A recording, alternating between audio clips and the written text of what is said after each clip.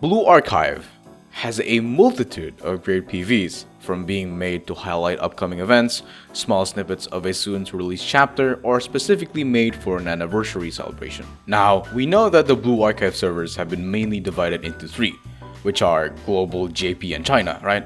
And when it comes to the style of the PVs, it has this distinct feel or style, and said distinction is actually different for most servers, specifically the main three servers. Global and JP has the same style that consists of amazing illustrations complemented with either new or existing soundtracks alongside small amounts of panning acting like a sort of transition. While China, on the other hand, is quite different.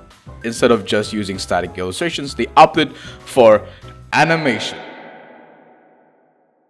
Honestly, they could have just kept the same style and execution as Global and JP, but no, they decided to go the extra mile and produce these PVs in double the quality. They even decided to animate the third PV in a 1-to-1 comparison, and I would like to imagine how the meeting went when they were deciding on an idea for the new PV. Blue Archive China has produced multiple types of animations, from animated chapter PVs to literally making an entire short series with the Makeup Work Club. Though in this case, I am going to talk about neither of those. No, neither of those. Instead, I'm going to put my focus on this PV. Blue Archive.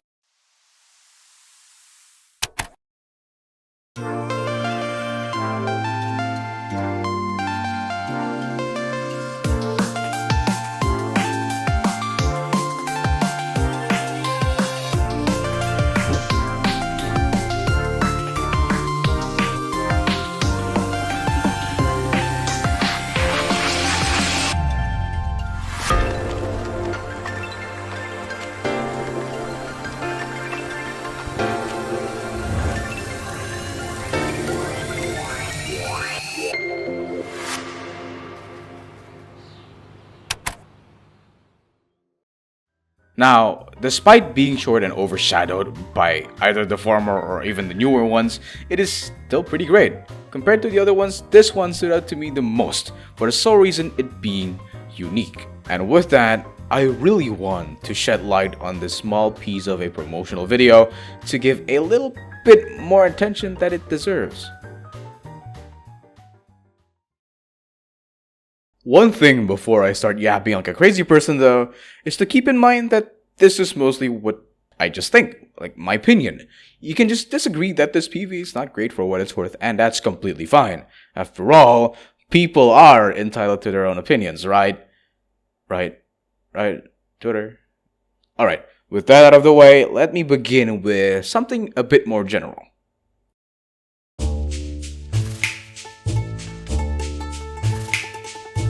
For a Blue Archive PV, this one looks really fucking good. Don't get me wrong, the other PVs look great, but this one really takes the cake when it comes to keeping the usual style that Global and JP already has, while also having a twist of its own. Both the artwork and the animation looks great, while also being supported with, quite frankly, a good track to go along with it. I really like how they very much kind of summarize how the Eden Treaty would go by just doing some simple visual storytelling. And yes, I would like to guess that a bit of you people noticed that I put a bit of emphasis on the word would, but if I want to talk about that, then I have to open a can of worms, which is going to make the video a bit more comprehensively detail heavy, which, funny enough, is the point of this video. So while I'm at it, let's get a bit more detailed.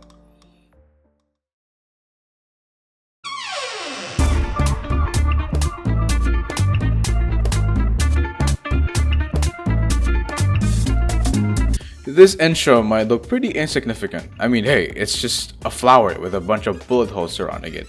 But from what I've learned from writing this script for 2 stupid months, is that every scene is like this for a reason. There are kinds of motives that a scene would just look like this, and I highly doubt that they would just slide this in without a proper reason as to why they decided to just make it look like this. Instead of brushing it off, let's focus our attention to the bottom left of the frame where you can see this silhouette. It's a person, right? But who is this person? By the looks of it, you can see that this person has wings, long hair, and has a ribbon attached to that long hair. And if you're still unsure on who that is, let's look again, but instead of the silhouette, let's look at the flower. The colors on this flower oddly resemble a certain student's accessory that she wears on her head. It's Azusa. I don't know if that was obvious enough, but I know some of you out there who could not guess that for shit, and I did not want to leave a significant design choice unnoticed for how subtle it is. This is pretty cool, since it immediately tries to hint at the audience in which students are getting that special treatment, where they get a PV with a huge arrow stuck onto their faces as an emphasis. The only problem I have for this scene is that it lacks ambience. Most scenes have sound effects to really spice up the scene, and that is also a common thing to do in your usual cinematography related projects. It removes that sense of emptiness, but the only thing they did for this intro is just a whoosh. Hey, it's editing Astrim here. Just so you know, I was very much wrong. It was not a whoosh. I think it was more of a symbol rise. If I'm right, if I'm wrong, I don't fucking know. Just continue. But sure, I get that it's a sound effect, but it also left me a bit confused on why they use the whoosh rather than just pure ambience. Let's say, for example, I don't know, wind blowing sounds.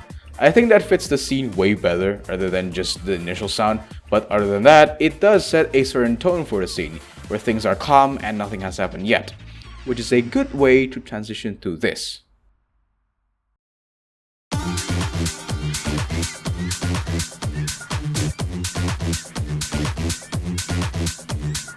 Again, I am still kind of confused, but this time on why did they use this click sound effect as a way to transition from the initial scene to the next, but okay, I guess. Fortunately, despite not understanding a lick of Korean, we can tell from the first two translated words that this is a quote referencing the audio school's motto. But even with how this being themed correctly and all, it still kind of confuses me on why is this even here in the first place. I'm trying my best to identify exactly what the motive is in this scene, albeit acting as a sort of transition, but they could have just placed this quote somewhere else in the PV, either it being well hidden or plain obvious. The only thing I could say for this part is that it's a decent transition coming from the intro, but even then you can just remove it, it'll be the same without it.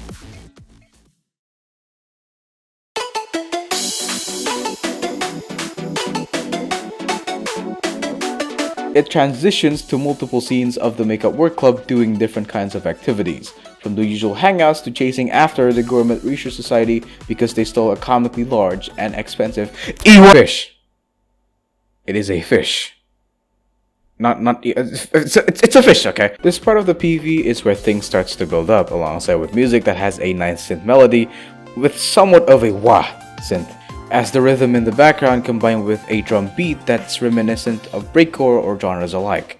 Out of all the 7 scenes in this segment, 4 of them featured Azusa. Well, I mean, no shit, right? But 3 of those scenes actually put her in the center of the frame. I'm no genius by any means, but whenever someone puts a character exactly in the center of the frame, usually it implies that they're trying to direct your attention to said character, basically doubling down with the fact that Azusa is indeed the main focus of this PV.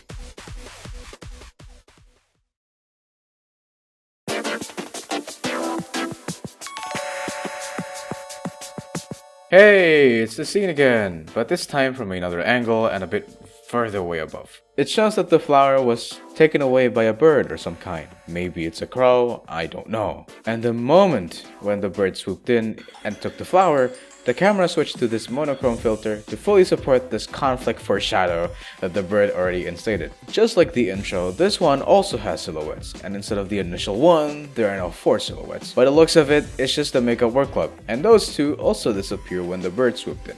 Another thing I would like to mention is that other than the whoosh and the click sound from earlier, this is technically the first sound effect we hear where it's just a plain whoosh sound. To be more specific, it feels like this sound effect feels like it has more placing. It has a better placing than the previous ones. God, I'm losing it, man. It's not too major, but a nice addition.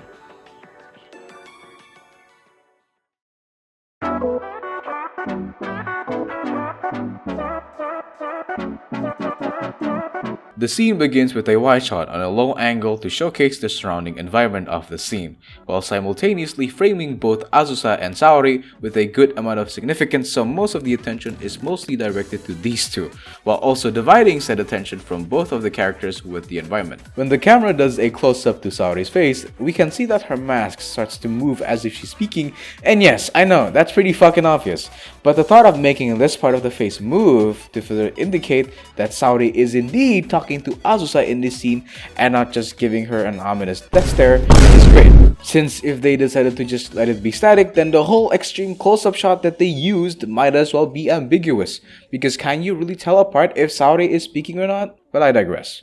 To Azusa, what Saori has said to her was so baffling that she's practically in denial. As this happens, the hallway starts to accelerate forward as the background slowly darkens while Azusa shakes her head and her eyes starts to shake. I think the reason for this visual choice is to support what Azusa is currently feeling, which is disbelief. Since she couldn't believe what Saori said to her, she might as well slowly fucking break down for the amount of shock she is currently experiencing. Every single detail they added in support to this emotion is a great way to emphasize that emotion more further. And I would also like to mention that these animations were done in Live 2D. I mean, no shit, right? But in most cases, animations in Live 2D always have this very wrong feeling and also lack a sense of depth. Some movements feel a bit unnatural or some things feel a bit fake. I'm saying this because they worked around those issues. They decided to not animate these 7 scenes because it'd be redundant if they did. And they knew that. And when it comes to the scenes that are animated, they don't feature a lot of movement. The character or subject stays in place, making it look seamless. Hence why the Live 2Ds in-game never had this wrong feeling.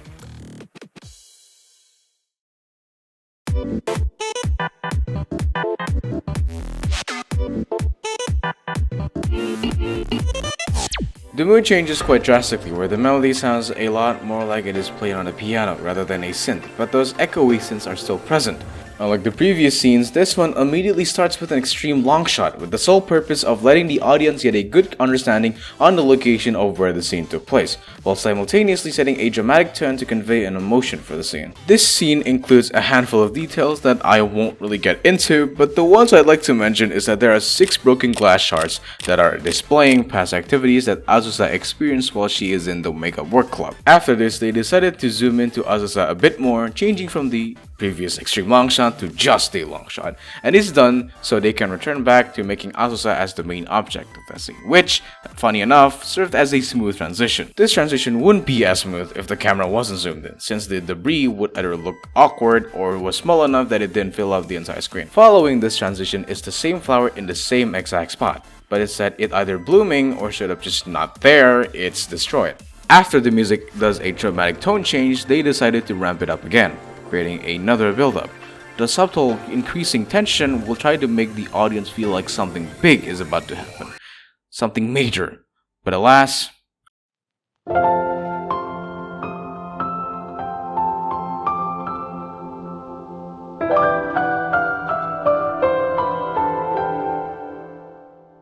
it was all just a dream, meaning that the events that we just saw didn't exactly happen. I really like what they did. Instead of a climax, they opted to do just a bait and switch, which was a pretty nice twist and also a bit refreshing from the usual cliches. They entered the scene with a close-up of Azusa to again give an emphasis towards her expression after waking up from that nightmare, then immediately zooms out to a wider shot to let the audience get a grasp on where she is and what she was doing. The animation in this scene also feels incredibly clean and seamless, especially when Azusa turned her head to the side. Like I said before, Live 2D animations always have this sense of awkwardness whenever a lot of movements happen, and heads turning also has the same issue. I don't know exactly what their workaround was, but they still managed to make this head turn look seamless, as if they animated it without Live 2D. From all the previous scenes, sound effects weren't as present as I thought it would be, but I can understand why there was so little of them. Most of the initial scenes were static, meaning that there isn't really any room to insert sound effects in. If they did, then it would feel pretty out of place, because how do you even put any in these scenes? Lastly, they added some ambience for this last scene, like for example a condenser unit sound, alongside some bird chirps and flaps. This is a very good way to fill up the emptiness of a scene if a song has finished playing, especially in a PV that mostly relies on the music.